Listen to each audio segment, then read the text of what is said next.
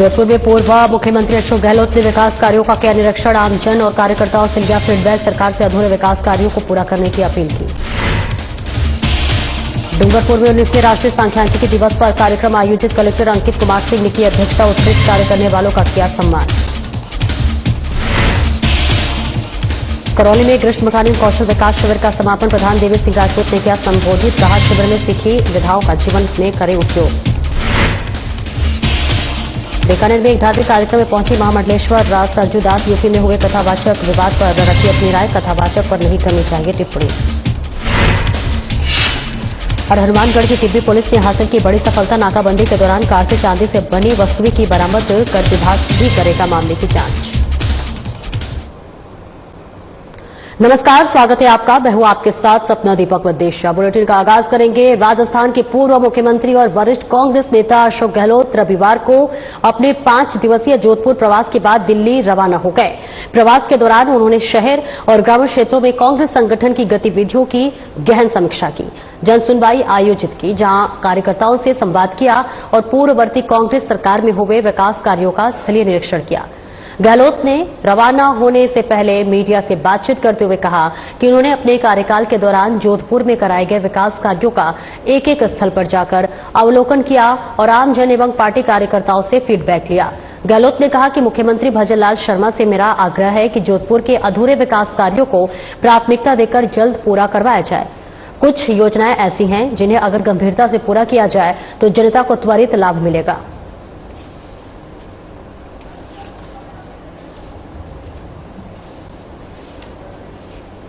देखिए, पूर्व मुख्यमंत्री अशोक गहलोत दिल्ली के लिए रवाना हो चुके हैं, लेकिन उससे पहले विकास कार्यों का उन्होंने इसलिए निरीक्षण किया। आमजन और कार्यकर्ताओं से भी उन्होंने फीडबैक लिया। पूर्व दिनों में किए गए कांग्रेस की तरफ से जो भी कार्य हैं, सबके इसलिए निरीक्षण करते हुए पूर्व मुख्यमंत्री अशोक गहलोत नजर आए। राजस्थान के पूर्व मुख्यमंत्री और वरिष्ठ कांग्रेस नेता अशोक गहलोत कल यानी कि रविवार को अपने 5 दिवसीय जोधपुर प्रवास के बाद दिल्ली रवाना हो गए और प्रवास के दौरान उन्होंने शहर और ग्रामीण क्षेत्रों में कांग्रेस संगठन की गतिविधियों की गहन समीक्षा की और इसी के साथ जनसुनवाई भी आयोजित की। इस बीच कार्यकर्ताओं से संवाद किया और पूर्ववर्ती कांग्रेस सरकार में हुए विकास कार्यों का स्थलीय निरीक्षण भी किया। तो ऐतिहासिक है। मैं चाहूंगा मुख्यमंत्री भजनलाल खुद आए, उनके उद्घाटन कर रहे। इतने शानदार प्रोजेक्ट है, लाइब्रेरी का है यहाँ पर, सुमित लाइब्रेरी का, या जो यहाँ पर फिजिकल कॉलेज में बन रही इंस्टीट्यूट बन रही स्पोर्ट्स की, वो है। मंडोर डिस्ट्रिक्ट में बना दिया हमने, उसकी बिल्डिंग है। ऐसी बिल्डिंग 2-3 बनी है यहाँ पर, प्रताप नगर में भी और दिगाड़ी के अंदर। ठीक है, ऐसे प्रोजेक्ट जो पूरे हो चुके हैं करीब करीब, या थोड़ा बहुत अड़चन आ रही है, उनको पूरा करवा के अगर मुख्यमंत्री खुद आके उद्घाटन करेंगे तो उनको खुद को सुकून मिलेगा। इतना मैं कहते थे, इतनी शानदार बिल्डिंग बनी है, इतनी शानदार काम हुआ है, अब बिल्डिंग बन गई है। अब उन्हें लाइब्रेरी में किताबें तो सरकार देगी, तो पहले की किताबें हैं 90,000 या जो समथिंग है, तो उसके अलावा भी कोई जरूरत होगी तो वो देंगे। तो कहने का मतलब सरकार को चाहिए फिनिशिंग टच करना, खाली उनको कुछ नहीं करना। मेडिकल कॉलेज का मैंने देखा जाकर के, ये राजस्थान में पहली इंस्टीट्यूट बन गई है, लगभग मैंने 100 करोड़ रुपए दिए थे, शानदार बन गई है। अब उसके बाद में 1-2 करोड़ रुपए हैं और लगने हैं। वो मांग रहे हैं स्पोर्ट इंस्टीट्यूट वाले, जो मिस्टर राणावत है, कि मेरे पास पैसा है, खाली खर्च करने की परमिशन चाहिए मुझे। वो परमिशन नहीं मिल रही उनको, तो 2 करोड़ 2.5 करोड़ के काम बच गए हैं 100 करोड़ में, पैसा उनके पास है, आप परमिशन दे नहीं रहे हो। ये जो इस प्रकार के अपने पिन फिक्स कर रखे हैं, अटका रखे हैं, ये सरकार के हित में भी नहीं है। सरकार बदनाम होगी पूरी तरह से कि 100 करोड़ लग गए हैं, इंस्टीट्यूट शुरू नहीं हो रही है, तो कोचेज आएंगे। 1000 स्पोर्ट्स मैन वहां पे उसमें भाग लेंगे। 500 का वहां बन गया हॉस्टल, शानदार। अभी जो जनरल स्थिति आप देखोगे हॉस्टलों को, तो हमें मतलब संकोच होगा, शर्म आएगी कि बच्चे कैसे रह रहे हैं। पहले था नहीं बिल्डिंग, अब हमने नहीं बना दी हॉस्टल। 500 बच्चों का हॉस्टल बन गया, लड़कियों का, लड़कों का, लड़कियों का। अब सरकार को चाहिए, काम कौन करेगा? तो मैंने देखा है, बहुत ही जाकर खुद ने देखा है, सरकार को मुख्यमंत्री को चाहिए इस पे ध्यान दे सरकार का पैसा खर्च हुआ, मेरा पैसा तो था नहीं कोई व्यक्तिगत। फिनटेक इंस्टीट्यूट बन रही है, पहले यूनिवर्सिटी बना रहे थे हम लोग, पता नहीं वो क्या करेंगे। शानदार बिल्डिंग बनी, 500 करोड़ लगे होंगे वहां पर, वो पड़ी नहीं, क्या कैसे काम चलेगा। मेडिकल यूनिवर्सिटी मारवाड़ की, इत्यादि काम हुआ है, देख के हमें काम चल भी रहा वहां पे, और गति दे काम को, बढ़ाए काम को, तब जाके उसका फायदा मिलेगा। कहने का मतलब है कि इतने शानदार प्रोजेक्ट जो हमारे वक्त में आए थे लगभग पूरे हो चुके हैं, और 1.5 साल में जो गति धीमी कर दी, उस कारण से अभी तक वो पूरे हुए नहीं। और आज स्थिति ये बन गई कि अगर ये 2-4 महीने में काम पूरे करके मुख्यमंत्री जी खुद पधारे जोधपुर के अंदर, जोधपुरवासियों को अच्छा लगेगा, ये मुख्यमंत्री खुद आके उनका उद्घाटन कर रहे हैं, उनको खुद को सुकून मिलेगा, उनको प्रेरणा मिलेगी कि जोधपुर में जो काम हुए हैं मेरे काम में राजस्थान में और जगह करो। डूंगरपुर जिला कलेक्टर अंकित कुमार सिंह की अध्यक्षता में रविवार को 19वां राष्ट्रीय सांख्यिकी दिवस 75 years of national sample survey की थीम पर मनाया गया। आपको बताते चले कि राष्ट्रीय सांख्यिकी दिवस का शुभारंभ जिला कलेक्टर ने दीप प्रज्वलित कर किया। कार्यक्रम में बतौर विशिष्ट अतिथि जिला कलेक्टर दिनेश चंद्र धाकड़ और मुख्य कार्यकारी अधिकारी हनुमान सिंह राठौर मौजूद रहे। इस बीच कार्यक्रम में आर्थिक और सांख्यिकी विभाग के उप निदेशक अमित शर्मा की ओर से सभी अतिथियों को लकी पौधा देकर अभिनंदन किया गया और स्वागत उद्बोधन से राष्ट्रीय सांख्यिकी दिवस मनाए जाने के उद्देश्य पर प्रकाश डाला। कार्यक्रम में विभाग के कार्यक्रमों की जानकारी सहायक सांख्यिकी अधिकारी शांतिलाल डामोर ने दी।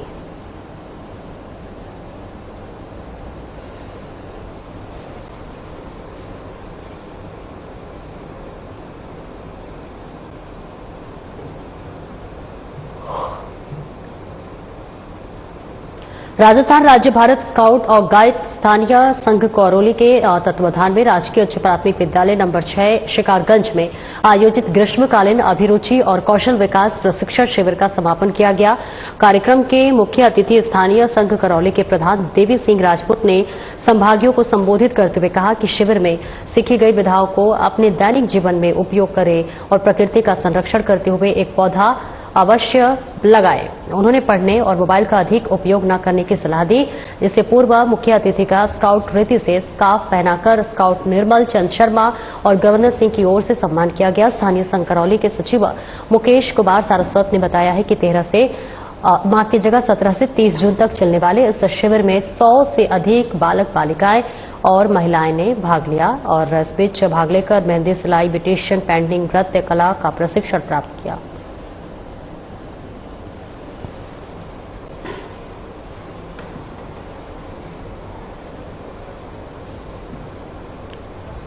बीकानेर में एक धार्मिक कार्यक्रम में राष्ट्रीय संत और महामंडलेश्वर सरजू दास महाराज ने यूपी में हुए कथावाचक विवाद पर अपनी बेबाक राय रखी। उन्होंने कहा कि ब्राह्मण देव इस कथा को पढ़ते हैं और उस परंपरा को हमें निभाना चाहिए, लेकिन मैं ये नहीं कहता कि कौन कथा करता है कौन नहीं करता, लेकिन वेद का अपमान नहीं होना चाहिए और वेद का सम्मान सभी को करना चाहिए। हमें जाति पाति में नहीं जाकर राजनीति नहीं करनी चाहिए, क्योंकि धर्म राजनीति का विषय नहीं है। धर्म सभी को रास्ता दिखाता है, धर्म एक राष्ट्र को बनाता है। आप हर बात में राजनीति नहीं करें। यदि किसी ने कथावाचक का अपमान किया है तो उसे समझना चाहिए, लेकिन राजनीति नहीं करनी चाहिए। भारत की भूमि संस्कृति और संस्कार की भूमि है, इस पर कोई टिप्पणी नहीं होनी चाहिए।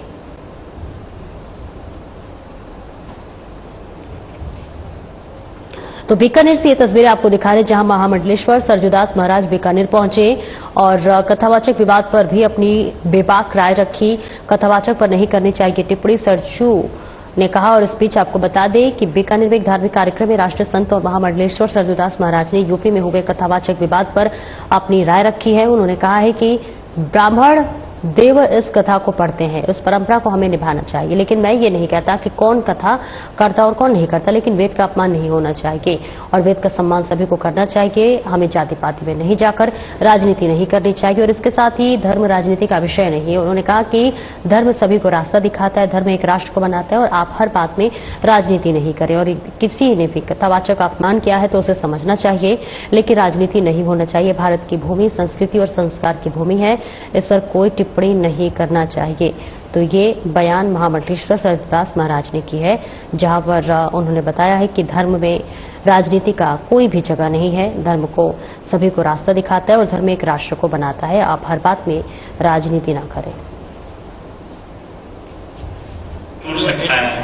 वर्तमान की जो सोच है, राजनीति है, वो सब वहाँ की जो पूर्व की सरकारें थी वो सिर्फ राजनीति करती हैं और राजनीति नहीं करना चाहिए और धर्म पर राजनीति नहीं करना चाहिए, संस्कारों पर राजनीति करना नहीं चाहिए, संस्कारों पर राजनीति नहीं करना चाहिए। आपने बताया कि ऐसे कथावाचक है जो कथा कर रहे हैं, जो जाति से नहीं है, ब्राह्मण नहीं है। देखिए, मैं आप सब लोगों से बोलता हूँ कि वेद का सम्मान न करना चाहिए।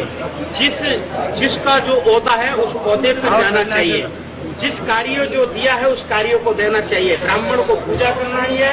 देखिए, हमारे 4 कौम है, हमारे 4 हैं, तो हमको चारों में रहना चाहिए। हमको किसी वेद का अपमान नहीं करना चाहिए, किसी सोच का अपमान नहीं करना चाहिए, हमको जाति पाति में नहीं भटकना चाहिए, हमको सब संस्कारों में भटकना चाहिए।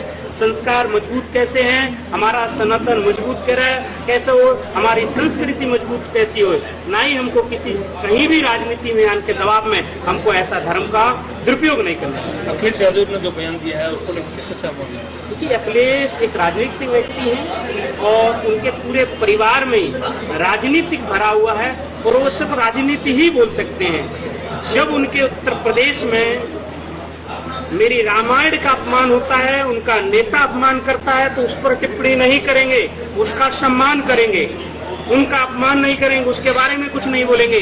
मगर जहां वेद को छेड़ने की आती है, वहां वेद को खत्म करने की बात आती है, जब उनकी कास्ट से बात आती है तो हर जगह वो बोलते हैं, क्योंकि उनको राजनीति करना है, धर्म से राजनीति करना है। और वर्तमान की वहाँ की सरकार है वो राजनीति नहीं करने देगी, धर्म पर राजनीति नहीं करने देगी। उस अयोध्या में राजनीति नहीं करने देगी जहाँ श्री राम जी विराजते हैं, उस मथुरा में राजनीति नहीं करने देगी जहाँ कृष्ण भगवान पधारे हैं। इसलिए ना ही अखिलेश जी की राजनीति चलेगी, ना ही किसी की राजनीति चलेगी। धर्म की राजनीति चलेगी, संस्कृति की राजनीति चलेगी, संस्कारों की राजनीति चलेगी। जातिवादी बिल्कुल जाति पाति पे नहीं बटना चाहिए, संस्कारों पर बटना चाहिए। हम कहाँ जाति पाति पे बहुत दूर है, जातिवादियों से हमको बहुत दूर आगे निकल जाना चाहिए। हाँ, किसी का अपमान ना हो, किसी मनुष्य का अपमान हो। मनुष्य में भगवान होता है, इसलिए किसी का अपमान नहीं होना चाहिए। किसी भी व्यक्ति को शांति से, अच्छे से, स्वभाव से उसको समझाना चाहिए कि ये कार्य आपका नहीं है, ये कार्य ब्राह्मणों का है, किसी का और का है, इसलिए आपको नहीं करना चाहिए। मगर मारपीट ये हमारा शास्त्र नहीं बोलता, हमारा धर्म नहीं बोलता, संस्कृति नहीं बोलते हैं, इसलिए हमको अपनी संस्कृति बचाना चाहिए, हमारे वेद बचाना चाहिए। बीकानेर पहुंचे केंद्रीय मंत्री ने पत्रकारों से रूबरू होते हुए कहा कि कांग्रेस के पास कोई भी मुद्दा नहीं है, संविधान का अपमान वो करते हैं, संविधान का संशोधन सबसे ज्यादा वो करते हैं। कांग्रेस का उत्तरी राज्यों में इंदिरा जी के समय अधिवेशन हुआ, जिसमें प्रस्ताव पास होता है कि अगर सुप्रीम कोर्ट के सरकार का कहना नहीं मानते हैं तो पूरा संविधान की बदल डालो। उन्होंने कहा कि कांग्रेस संविधान का पाठ हमें पढ़ा रही है। संविधान को नरेंद्र मोदी ने 2019 में शपथ लेते हुए नमन किया, फिर भी उन पर संविधान को तोड़ने का आरोप लगा रहे हैं। वहीं उन्होंने राहुल गांधी के आरोप को नकारते हुए उन्होंने कहा कि बीजेपी के कार्यकाल में 25 करोड़ गरीब गरीबी रेखा से बाहर आ गए और आज गरीबों को मकान, फ्री गैस, अनाज, मकान मिला।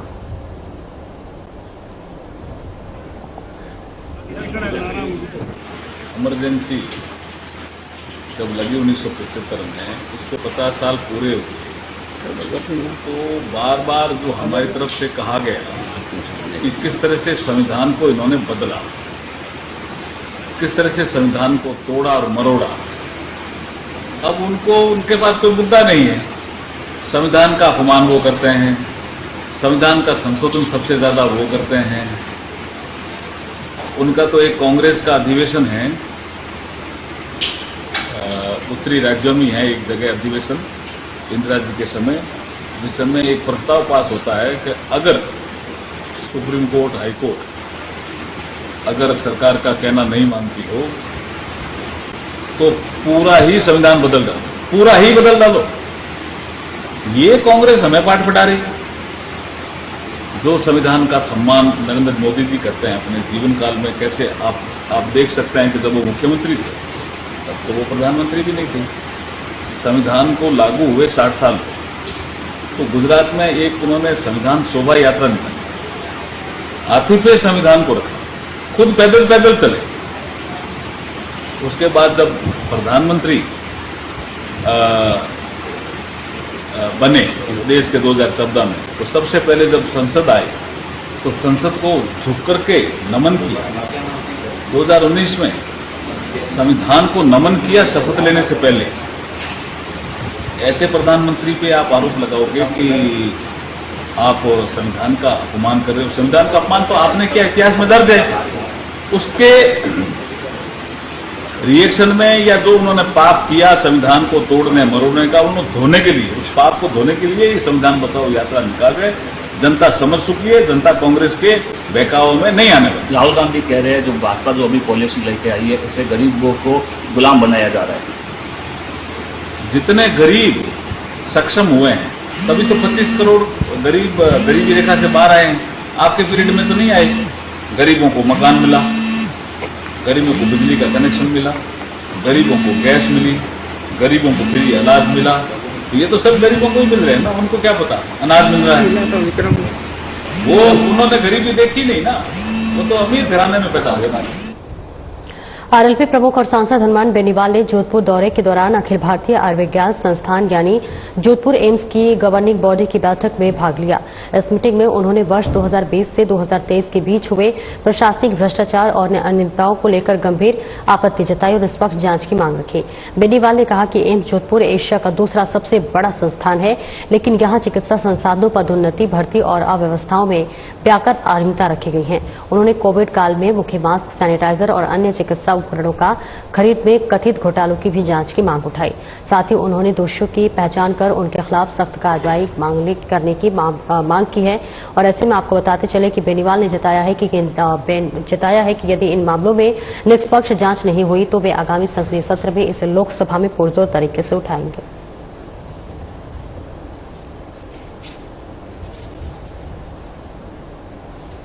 आरोप लगाता हूं कि एसीबी में तो वो लोग जाते हैं ज्यादातर जो बाहर दाब के भ्रष्टाचार कर लेते हैं, फिर अपने एसीबी में पोस्टिंग करा लेते हैं। ये तो बंद कर देना चाहिए, इनसे कोई फायदा नहीं।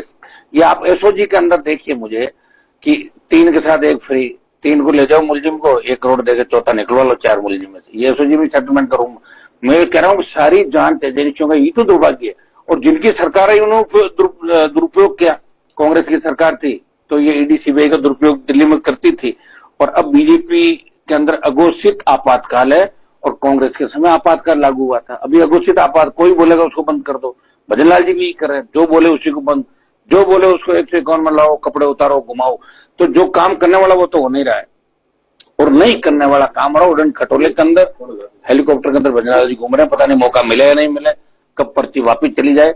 इसी काम में बीजेपी के लोग लगे हैं कि मौका मिले या नहीं मिले। और ऐसे जो नौसिखिए मंत्री इनके साथ हैं और जिस तरह का आभा मंडल चारों तरफ, उसे देख के मुझे लगता है कि राजस्थान सही दिशा में जा रहा है। अपराध, महिला उत्पन्न, बेरोजगारी, किसान, ये प्रमुख मुद्दे हैं। पीने का पानी नहीं मिल रहा लोगों को। आप बताइए कितनी योजनाएं चला रहे हो।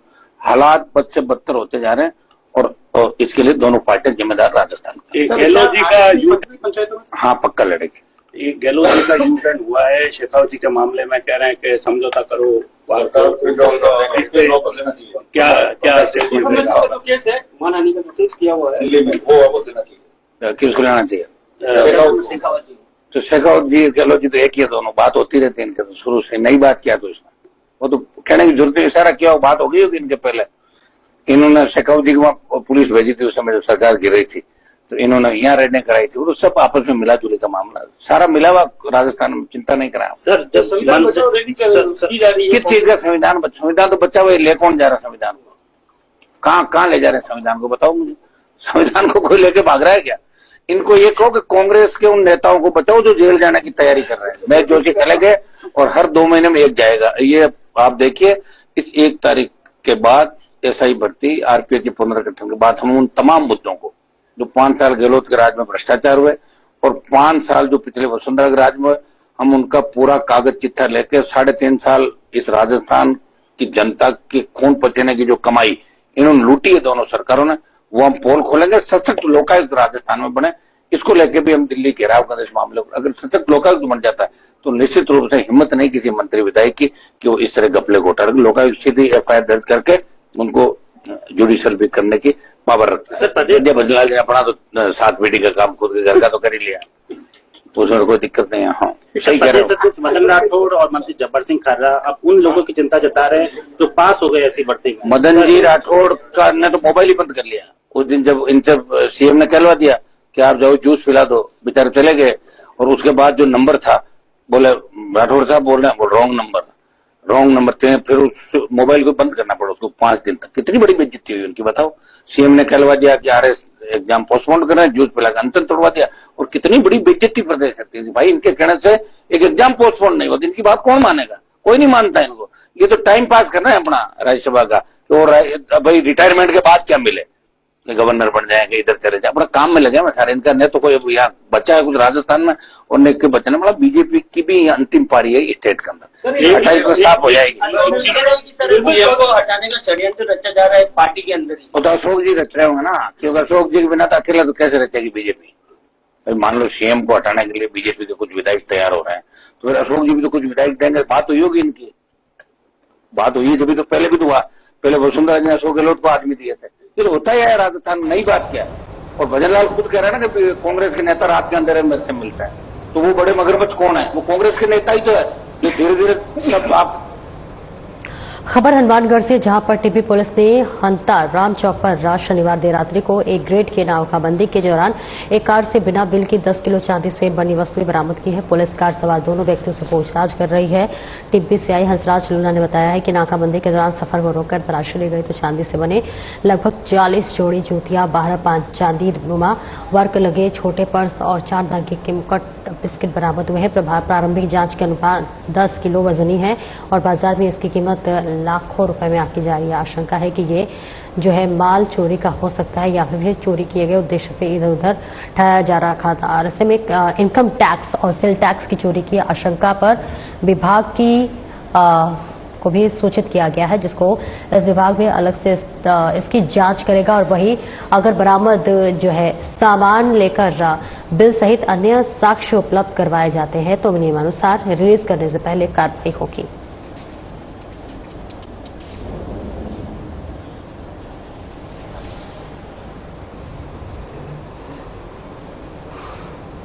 हनुमानगढ़ में जो है टाउन पुलिस ने रविवार को अवैध पिस्तौल सहित एक व्यक्ति को गिरफ्तार किया है। इस संबंध में आर्म्स एक्ट के तहत मुकदमा दर्ज किया गया है। पुलिस के अनुसार नरेंद्र सिंह उर्फ कालू को देवी पिस्तौल सहित गिरफ्तार किया गया है। तो वही आरोपी की बात कर ले तो यहां पर पूछताछ जारी है। कार्रवाई में हेड कांस्टेबल जसपाल सिंह और कांस्टेबल राकेश कुमार की विशेष भूमिका रही।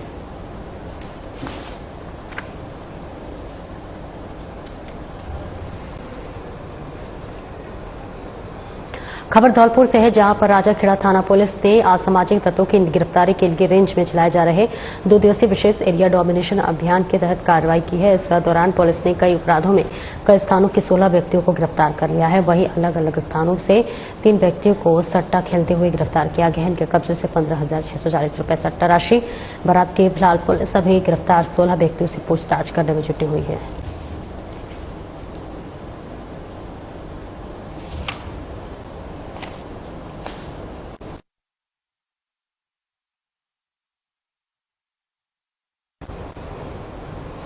भरतपुर जिले में मिट्टी की ढाई गिरने से एक ही परिवार के 4 लोगों की मौत हो गई है। वे सभी फतेहपुर सिकड़ी थाना क्षेत्र के गांव उत्तू के निवासी थे और पीली मिट्टी लेने गए हुए थे। हादसा लंगदा थानी नागला जग्गी के पास हुआ, जहां पर मिट्टी की ढाई गिरने से दब गए और वे हादसे से गांव में गमगीन माहौल है और चारों तरफ सन्नाटा पसरा हुआ है।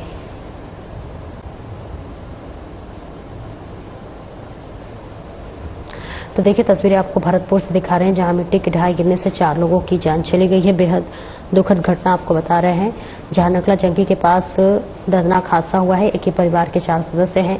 अब हादसे के बाद गांव में सन्नाटा पसरा हुआ है। अंतिम संस्कार कर दिया गया है। फिलहाल ये तस्वीरें आपको दिखा रहे हैं, जहां पर पीली मिट्टी लेने गए 4 व्यक्तियों की मौत हो गई है। भरतपुर जिले की मिट्टी में ढाई की गिरने से एक ही परिवार के 4 लोगों की मौत हो गई। वे सभी फतेहपुर सिकरी थाना क्षेत्र के गांव उत्तू के निवासी थे और चूल्हा बनाने के लिए पीली मिट्टी लेने गए थे। हादसा नाला नगली के पास हुआ, जहां मिट्टी की ढाई गिरने से ये दब गए और इस हादसे में गांव में गमगीन माहौल है और चारों तरफ सन्नाटा पसरा हुआ है। फिलहाल मृतकों के अंतिम संस्कार कर दिए गए हैं। तो भरतपुर से ये सीधी तस्वीरें आपको दिखा रहे हैं, जहां मिट्टी की ढाई गिरने से 4 लोगों की मौत हो गई है। पूरे गांव में इस पूरी घटना को लेकर सन्नाटा छा हुआ है। नकला जंगी के पास का ये पूरा मामला आपको बता रहे हैं जहां ये घटना घटी है।